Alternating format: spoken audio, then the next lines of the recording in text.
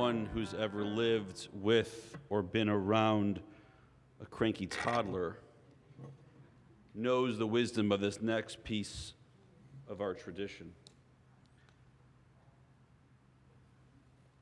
Rabbi Shimon ben Elazar said, "Do not try to appease your friend during his hour of anger, nor comfort him at the hour while his dead still lies before him, nor question him at the hour of his vow, nor strive to see him in the hour of his disgrace." There are times in which our emotions are simply too powerful, too strong, too raw for anything to make a difference. When it comes to the toddler, I have found one thing, and by I mean my wife Tammy found the one thing, which is why we now buy dum-dums by the 200. Because that will work to assuage the anger of a 4-year-old, even in her hour of anger. But otherwise, Rabbi Shimon ben Elazar is exactly right, that we simply need time for our emotions to run their course. And it would be foolish for a friend or a neighbor, and God forbid an enemy, to try to push someone to heal, to move through, to move forward until their psyche is ready to do so.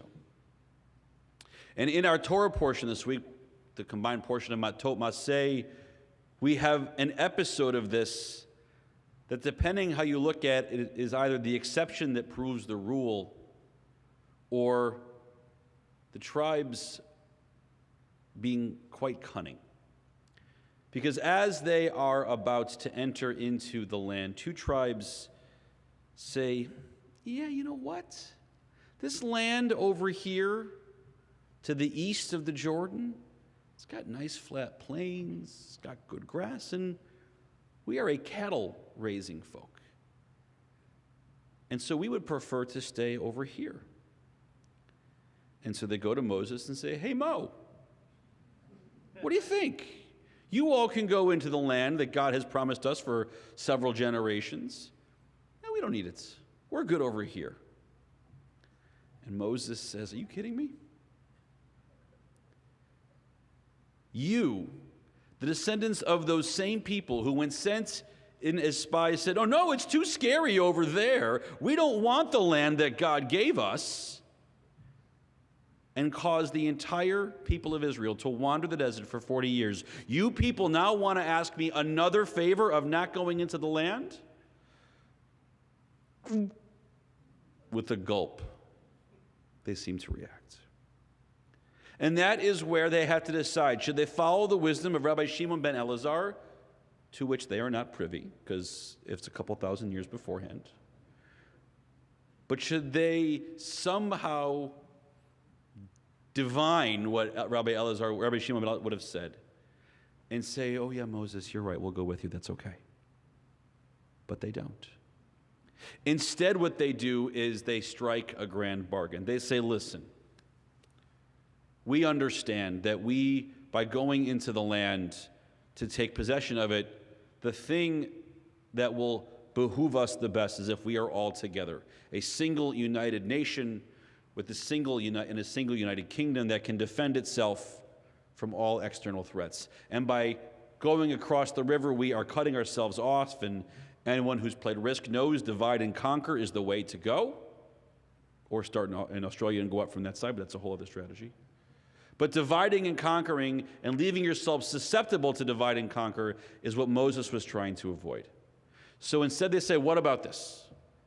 We will go live over there, but we promise that if our nation of Israel is ever in a war, we will be the first to go battle. We will send our soldiers first.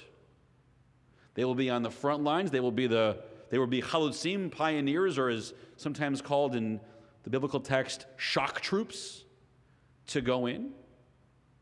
And we will be the last ones out. They will be the Marines. And they will not return to their land, they say, until every single other Israelite has returned home. We will be first in, we will be last out. We will make sure that the entire nation is safe and secure. And in exchange for that, we will ask to have our land be on this side of the river. And Moses, are you sure? Yes. You promise? Yes. If you don't, we understand. And they come to that agreement. It was a single chapter in the book of Numbers, but it was a very difficult and challenging episode for the Jewish people because Moses has been trying for his entire life to bring these people to act together.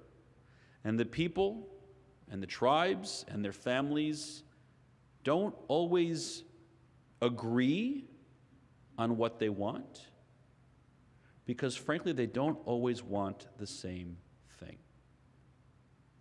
Now, parents of an angered 4-year-old do all want the same thing, which is for that machine to turn off. But as adults, we often get into dispute not because you're right and I'm wrong, or I'm right and you're wrong, and not because I haven't yet learned that you don't have to be wrong for me to be right, but because we are each entitled to our own wishes and desires. We are each entitled to want different things. And trying to appease a friend in his hour of anger or to comfort her when her dead still lies before her is what we want to do. We want to make people feel better. When Shimon says, don't strive to see someone in the hour of their disgrace, it's because for many of us, we want to be there for our friends to help them. But the challenge is that when you want to help your friend, it's difficult to realize that what you want to do doesn't really matter. What really matters in that moment is what they need from you. And what they need from you, more often than we realize, according to Rabbi Shimon, is they need you to give them the space and time. And so in this story, we are left with a nation divided and yet still whole. The tribes agree to stay on their side. They get what they want out of this. Moses makes sure that the people's ability to defend themselves is whole. But every time I read the story, it leaves me lacking and wanting because I don't think anyone is really, really happy with the outcome. Moses didn't get what he wanted. He didn't get the people as a united kingdom, united nation to the west of the Jordan. The people had to give so much that they had to give up not only their safety and security, but they also had to build fortress cities to defend the children because all the men might be off fighting somewhere else, leaving them susceptible. It is not a particularly good outcome. And so when I said that I think this story might be the exception that proves the rule, what I really mean is I think it's, the exception that says don't do it that way. We know that the end result of those northern kingdoms that were spread out around the land was that they couldn't ultimately defend themselves from the Assyrians, and they fell several centuries later. Our lives are not statecraft. Our lives are not battle. Our lives are what we do to try to build relationships. And not often enough in my life, I look to these words. I say that because too often I forget to follow those teachings, to allow folks to have their space to express what they need, who they are, and to not tell them what they need in that moment or give them what I think they want, but just say, I see you, I hear you, and when you're ready, I will be here for you. Shabbat shalom.